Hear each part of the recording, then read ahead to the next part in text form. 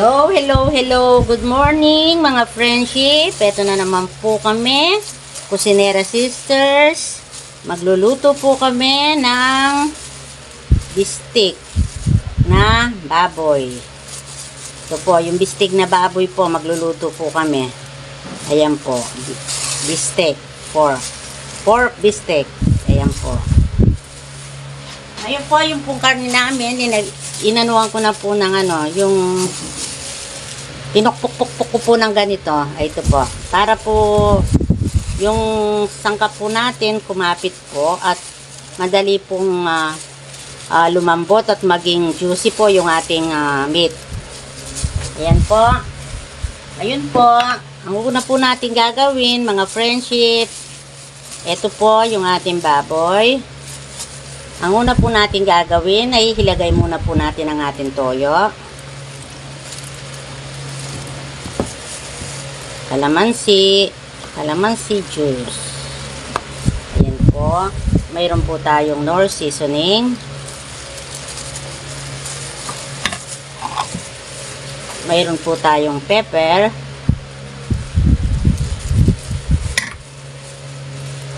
Konting sugar. Balance lang po ito sa sa alat. Ito po yung ating salt. And then, lagyan po natin siya ng bawang. Po mamaya gagamitin po natin yung ating kamatis. Pag igigisa na po natin siya, tsaka po yung ating sibuyas. Pin-prepare ko na po siya. Ayun po. Lamasin po natin yung ating karne para po mag-absorb po yung lasa po ng mga pantimpla natin. Ilagay natin sarap. Yan. Kasi po i-marinate po muna natin ito ng 1 oras para sumipsip po yung lasa.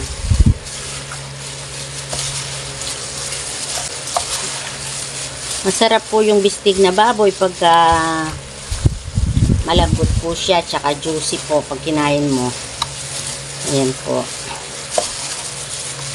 Ayan. Medyo lamasin po natin ng konti para po magpikit yung lasa. Ayan po mga friendship. Ayan po. Lagay muna natin po siya sa ref for 1 hour. Ayan po, tapos na po natin i-marinate yung ating baboy. Ngayon po, piprituin po natin siya ng bahagya po. Fry po natin siya ng sandali, kahit sandali lang po. Fry natin siya. At ayan na po mga friendship. Yan, tapos na po ma-fry ang ating pork. At ilagay na po natin ang susunod. Yan, bagya lang po ang pagka-fry ng ating pork. At ayan na po, tapos na pong ma-fry ang lahat ng ating pork.